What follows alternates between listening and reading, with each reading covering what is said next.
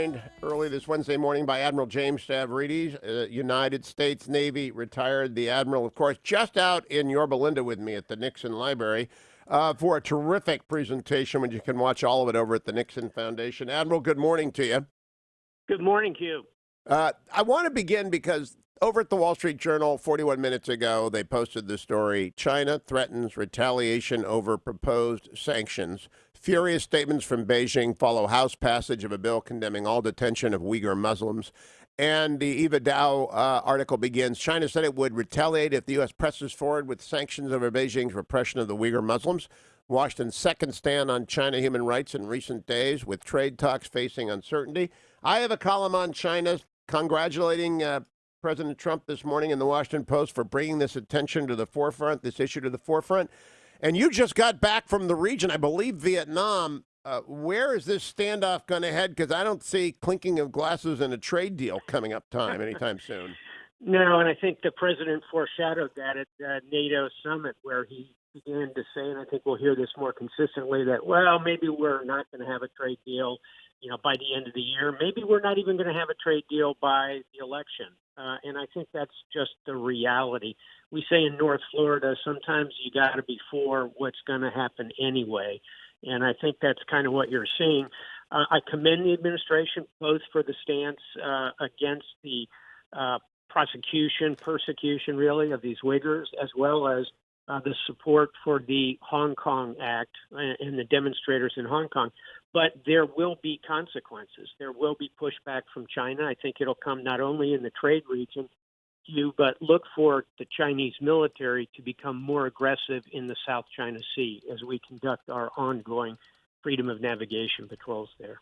Now, Admiral, you and I have talked in the past about Silicon Valley selling whatever they can sell to the Chinese. I talk about this in the Washington Post column today. They viewed it as just another market, albeit an enormous market, but it's more than just another market. And when you sell facial recognition technology to General Secretary Xi, it's going to end up putting the Uyghurs into their concentration camps. Have you seen any signs that Silicon Valley is now awake, that we're getting very close to selling design drawings to the German ironworks in the 30s? I am seeing those signs, Hugh, and they're manifesting in an interesting way. I'm seeing more of the tech leadership beginning to talk very coherently about the moral and principal consequences here. So you're seeing that conversation start to bubble, and these things aren't going to change overnight. And let's not forget, it was U.S. policy for decades that we were going to embrace China and help the rise of the dragon peacefully and all of that. But that conversation is turning. And then secondly, I'm seeing more of the tech world, in particular on the artificial intelligence and the cybersecurity side, predisposed to cooperate with the U.S. government on our efforts there. So, yes, there's progress, but let's face it, that's going to be an important front in the confrontation between the United States and China.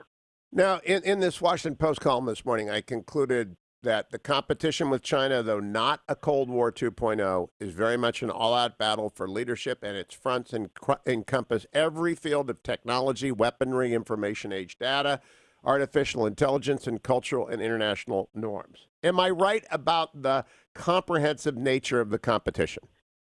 Spot on. And at recent conference in Asia, Henry Kissinger said we are in the foothills of a Cold War. I would put it probably slightly differently. I would say we're in a series of skirmishes in all of the areas you've talked about, from trade to military action to the South China Sea to moral and ethical and legal policy choices. We're in skirmishes in all those areas. Sometimes skirmishes do lead to wars. It'll be, I think, a Cold War. I'm not predicting a hot war with China, but we are moving in a direction where we are going to have to confront China on a variety of issues. And I think the administration's been roughly right here, trying to bend China, particularly on trade and tariffs.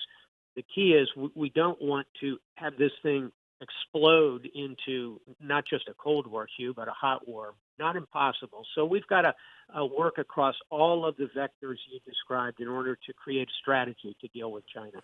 China also announced that no more port calls from American ships, which had been rather routine at Hong Kong, they can just go down the coast a little bit and put in at Vietnam. You were just back from Vietnam, and I went in February, and once I got over the April 30th, 1975 this and the April 30th, 1975 that, and the rhetoric that the guides who are accredited by the party have to or are obliged to tell every American they see. Then they talked about how much they were worried about China. So what is that relationship significance to the competition? And I don't want to call it Cold War 2.0. Michael Pillsbury and others say don't go there yet. Just talk about the competition. So I listen to people who know what they're talking about. But how does Vietnam play into this? Vietnam is going to be crucial to the whole region. So just a couple of numbers. As you know, Vietnam has a population of 100 million people, average age 31. Its demographics are vertical in effect, which is power and destiny for nations are young, exuberant, educated population. Sounds like Vietnam. My travels around both with officials and with U.S. diplomats and just in guide settings, listening to guides. Yes, they have a little pro forma spiel at the stop about the Vietnam War, and that's fair enough. They won. We ought to just recognize that. On the other hand, almost immediately they segue to how important America is, how the interchange, the trade is vital for our country, and how much, your point, they are concerned about China, which is pushing on them in the South China Sea, moving large, for example, oil and gas platforms into Vietnamese waters. They claim a big chunk of what Vietnam's exclusive economic zone would be, the 200 miles that Vietnam would own in the South China Sea. So, yeah, they're young, dynamic. They want to work with us, and they are concerned about China. Sounds like a really good partner for the United States. Now, in terms of when we put into a port, they have to have a certain capability, and I know Da Nang does. Are they busy working that side of the equation so that American ships can actually port there in the way that Russian ships used to do? Maybe it's Haiphong. I'm not quite sure where the American ships go. American ships can go into Haiphong. They can go into Da Nang, which is extremely well situated to take American ships up to cruiser size. You could anchor off in our big deck amphibs. It's very close to some gorgeous beaches. You know, everybody remembers the old TV show, right, Hugh? China Beach. That's Yep. Da Nang.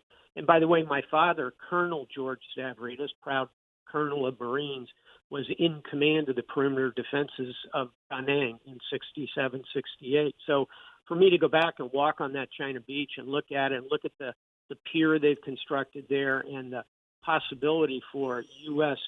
not only warships, Hugh, but our cruise ships pulling in there, big market and a great way for us to exercise soft power and kind of pull those Vietnamese in our direction. I think that's going to happen. Now, Admiral Stavridis, I, at your recommendation, read Waiting by Ha Jin, a great novel. In addition to Pillsbury's 100-Year Marathon and Graham Allison's Destined for War, and, of course, Dr. Kissinger's On China, this Waiting book just depressed me because of the ubiquity of the party. That is one of the themes that, jump out at me is that there isn't a lot of joy in China. There is a lot of the iron thumb of the party. I have not been there but once. Is there any sign of what happened in the Soviet Union with Glasnost that the freedom of the economy inevitably spills over into the freedom outside of Hong Kong, where it's obviously vibrant and the elections are real, but anywhere on the interior? Not yet. Let us hope that ultimately that occurs, and that is the theory of the case, and that is indeed what we saw in the case of the Soviet Union. And you know this from your study of world history and politics. Sometimes big doors swing on very small hinges. Could Hong Kong be that small hinge? Maybe. Could Taiwan be part of that hinge? Where many Chinese look to Taiwan. On the other hand, in my travels in China and my reading and study tell me that the party has still very, very strong control, and they're getting stronger. They're using technology aggressively. I'll give you one example back to the Uyghurs. They are experimenting with using DNA samples to construct facial recognition masks so that they can identify individuals. There's a stunning story about that yesterday in the New York Times. So they're pushing not only in cyber and artificial intelligence, but in biotech. So this is the big state, if you will, the 1984 level control over a society. I don't see that changing anytime soon. And the last question, yesterday or 2 days ago, Russia flipped the switch on their Siberian gas pipeline, which stretches from Siberia all the way into the heart of China, and you can walk through it with barely bending over. It's an enormous. I actually think China's played the Russia card on us in a reverse image of the 1950 us playing the China card on the Soviet Union. Do you agree? I do, and here's my advice for Vladimir Putin if he's listening this morning, which I think is unlikely. But my advice is be careful, Vladimir. Be careful who you let into your kitchen, which is an old Russian proverb, because China, Hugh, looks north at Siberia, this vast landmass, the size of the United States of America. Guess how many Russians live there? About 15 million. Population New York City. Think about the scale and scope of Siberia with nobody living there just north of China. And what is Siberia full of? It's not only oil and gas, it's fresh water, arable land, particularly as things get a little warmer, diamonds, rare earths, iron. China looks at Siberia like my dog looks at a ribeye steak. It looks really good. Really good. And they are Be careful, Vladimir. They're not shy about asserting ancient claims, and the Han people did get tossed out of part of Siberia by the Russians, were they not? You got it, and so look for that play over time as this century unfolds. If I were Russia with a dwindling population, huge landmass, lots of resources, and a neighbor like China, I'd be a little concerned. That is Admiral James Stavridis. Follow him on Twitter at Stavridis, at Stavridis. All right, Jay, at Stavridis, Jay. I've posted it over at HughHewitt.com. Always useful.